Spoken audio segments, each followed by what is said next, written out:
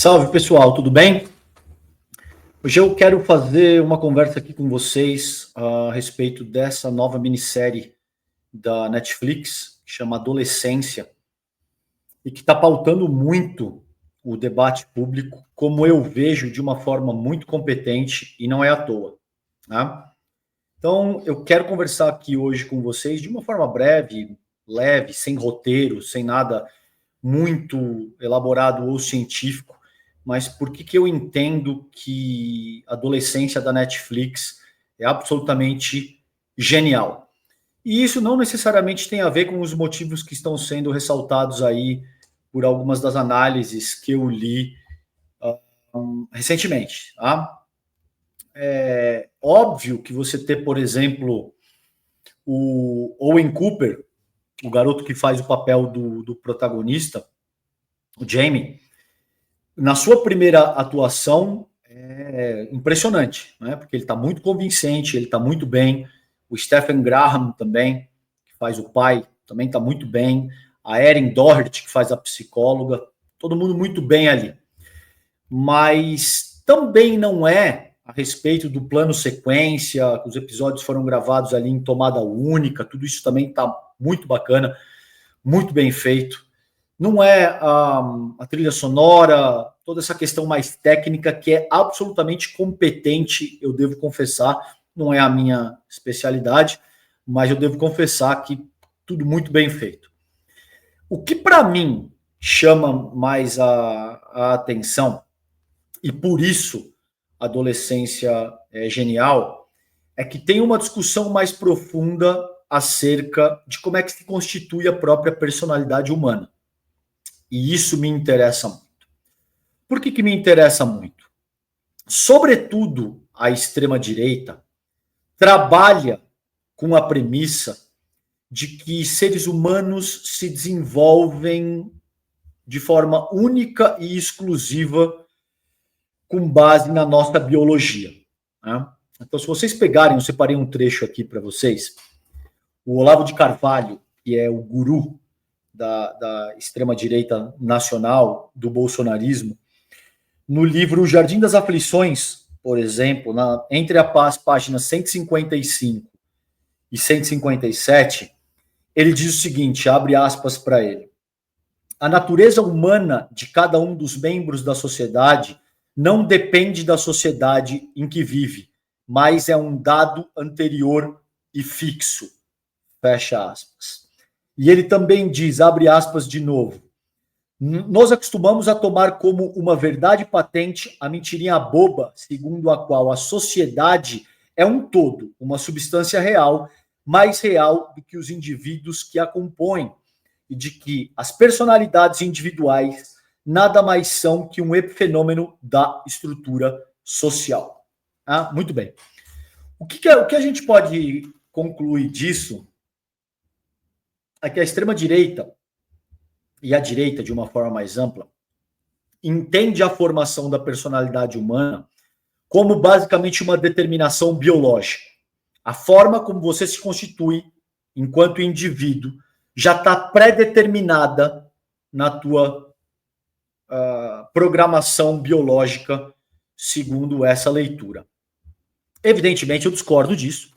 Eu venho falando disso com vocês, quem lê os livros, quem acompanha as minhas falas nos canais onde eu atuo, sabe que, basicamente, o desenvolvimento humano, segundo a minha perspectiva, é histórico e cultural. O aspecto, é óbvio que existe uma plataforma biológica sobre a qual os elementos históricos e culturais da cultura atuam, mas os elementos determinantes de como a personalidade se constitui são de natureza cultural. Muito bem. Quando você olha ali o Jamie, você passa a questionar, a partir desse ponto, o que aconteceu com aquele garoto?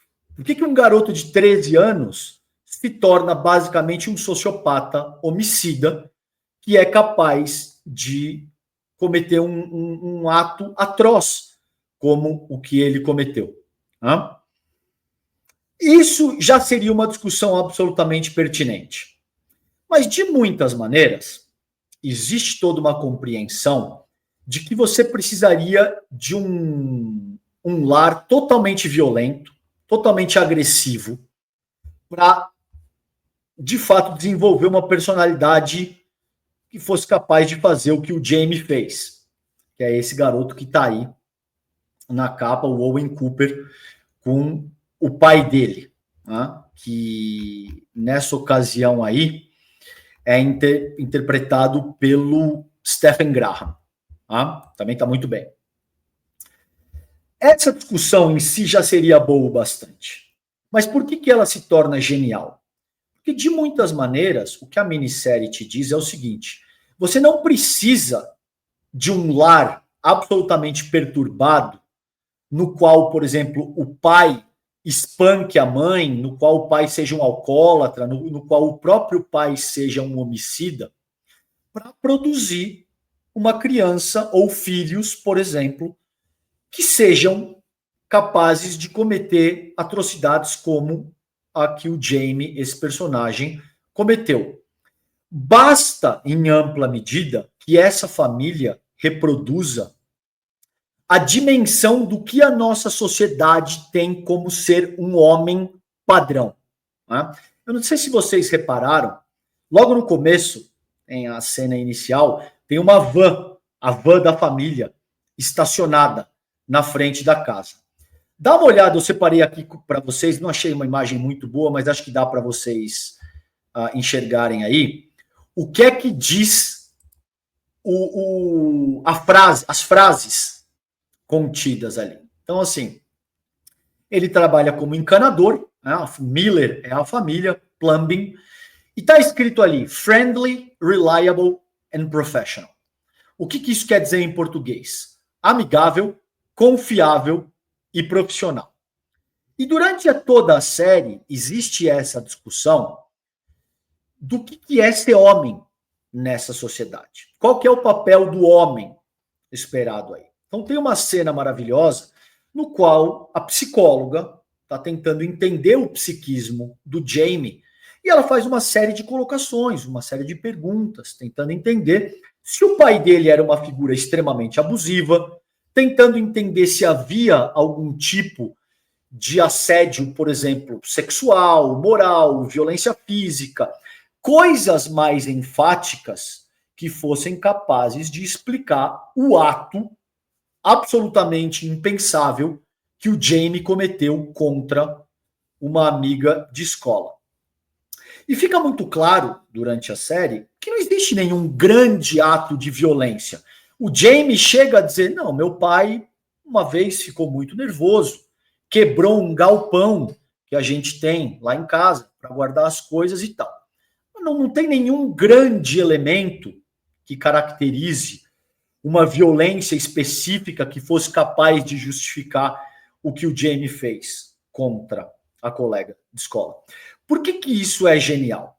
Porque nos dá a real dimensão que basta reproduzir o papel que essa atual sociedade tem reservada para os homens, que de muitas maneiras significa ser provedor, confiável e forte, mas ao mesmo tempo de não poder ser questionado, de não poder ser contrariado.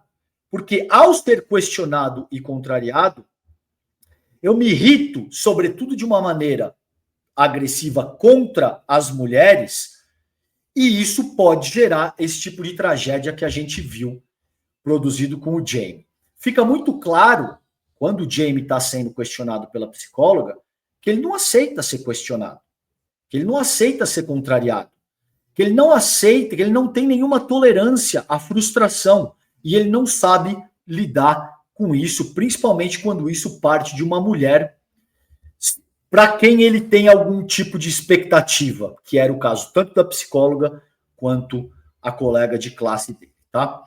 Então, o filme é genial porque demonstra essas duas coisas. Primeiro, que a formação da personalidade humana não se dá com base em parâmetros única e exclusivamente biológicos. Tá?